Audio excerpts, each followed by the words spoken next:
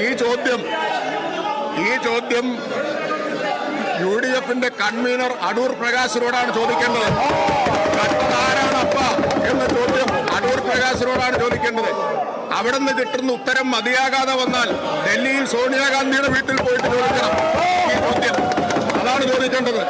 Sir, ഇപ്പോ ഈ നാടകം നടത്തുന്നത് എന്തിനാണ്? ഹൈക്കോടതി നിർദ്ദേശിച്ചു UDFന്റെ ഭരണകാലം മുതലുള്ള സ്വർണ്ണക്കൊള്ളയെക്കുറിച്ച് അന്വേഷണം നടത്താൻ. അപ്പൊ കർത്തവന്മാരെ രക്ഷിക്കാൻ വേണ്ടിയിട്ട് പ്രതിപക്ഷ നേതാവ് ഇളക്കി വിട്ടിരിക്കുകയാണ് ഇവരെ എല്ലാവരെയും. കട്ടവനും കട്ട മുതൽ വാങ്ങിയവനും ഒറ്റ ഫ്രെയിമിൽ വന്നത് ഒരേ ഒരു ചിത്രത്തിലാണ്. അത് സോണിയാഗാന്ധിയുടെ കൂടെയുള്ള ചിത്രത്തിലാണ്. കട്ടവനെയും കട്ട മുതൽ വാങ്ങിയവനെയും നിങ്ങൾക്ക് ഒരിടത്തെ കാണാൻ പറ്റൂ. അത് സോണിയാഗാന്ധിയുടെ കൂടെയാണ് എന്ന വസ്തുത നിങ്ങൾക്ക് നിഷേധിക്കാൻ കഴിയുമോ? ചിത്രം ഞങ്ങളും കാണിച്ചു തരാം. നിങ്ങൾ ബാനറും ചിത്രവും നിങ്ങൾക്ക് മാത്രമല്ല കിട്ടൂ. നാളെ ഞങ്ങൾ കാണിച്ചു തരാം ചിത്രം ഏതെല്ലാം വരും എന്നുള്ളത്. നിങ്ങൾ നോക്കൂ സാർ, ഹൈക്കോടതിയുടെ മേൽനോട്ടത്തിലാണ് അന്വേഷണം നടക്കുന്നത്. ഹൈക്കോടതിയുടെ മേൽനോട്ടത്തിൽ നടക്കുന്ന അന്വേഷണത്തെ കുറ്റപ്പെടുത്താൻ ബഹുമാനപ്പെട്ട പ്രതിപക്ഷ നേതാവ് ശ്രമിച്ചപ്പോ ഹൈക്കോടതിയിൽ നിന്ന് കനത്ത തിരിച്ചടി കിട്ടിയില്ലേ? SITയെ അധിക്ഷേപിക്കാൻ ശ്രമിച്ചപ്പോ അതിനുള്ള മറുപടി പ്രതിപക്ഷ നേതാവിന് ഹൈക്കോടതിയിൽ നിന്ന് കിട്ടിയിട്ടില്ലേ? അപ്പൊ ഹൈക്കോടതിയിൽ തോറ്റപ്പോ നിയമസഭയിൽ എന്നതാണ് ഇപ്പൊ കാണുന്നത്. ഹൈക്കോടതിക്കെതിരായിട്ടുള്ള നീക്കമായിട്ട് വേണം ഇതേ കാണാൻ. എന്തിനു വേണ്ടി? കോൺക്രീറ്റ് കൊണ്ടുള്ള കൊടിമരം ചിതലരിച്ചു എന്ന് കഥയുണ്ടാക്കിയ മഹാന്മാരാണ് സർവ്വരിക്കുന്നത്.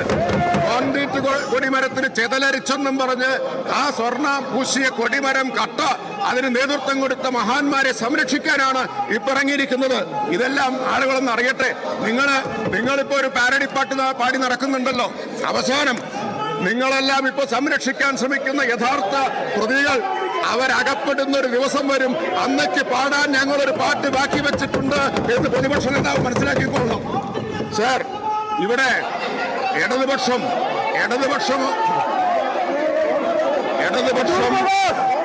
ഒന്നാം UPA ഗവൺമെന്റിന് പിന്തുണ കൊടുത്തപ്പോ ഇടതുപക്ഷത്തിന്റെ സമ്മർദ്ദത്തെ തുടർന്ന് മാത്രം നടപ്പാക്കാൻ ഒന്നാം UPA ഗവൺമെന്റ് നിർബന്ധിതമായ പദ്ധതിയാണ് തൊഴിലുറപ്പ്. അന്ന് മുതൽ ഇന്ന് വരെ കോൺഗ്രസിന് തൊഴിലുറപ്പിനോട് ഒരാത്മാർത്ഥതയും ഉണ്ടായിരുന്നില്ല. അതുകൊണ്ടാണ് കേരളത്തിലെ ലക്ഷക്കണക്കിന് കുടുംബങ്ങളുടെ അന്നം മുട്ടിക്കുന്ന ഒരു പ്രശ്നം. ആ പ്രശ്നം ഇവിടെ സഭയിൽ ചർച്ച ചെയ്യുന്ന സമയത്ത് ഈ അസംബന്ധ നാടകം ആ സമയത്തു തന്നെ പ്രതിപക്ഷം കാണിക്കുന്നത്. തൊഴിലുറപ്പിനെ അട്ടിമറിക്കാൻ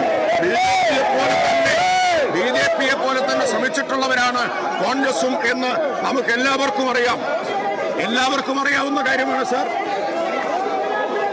തൊഴിലുറപ്പിന്റെ വിഹിതം ആദ്യം വെട്ടിക്കുറച്ചത് ചിദംബരം ധനകാര്യമന്ത്രിയായിരുന്നപ്പോഴാണ്.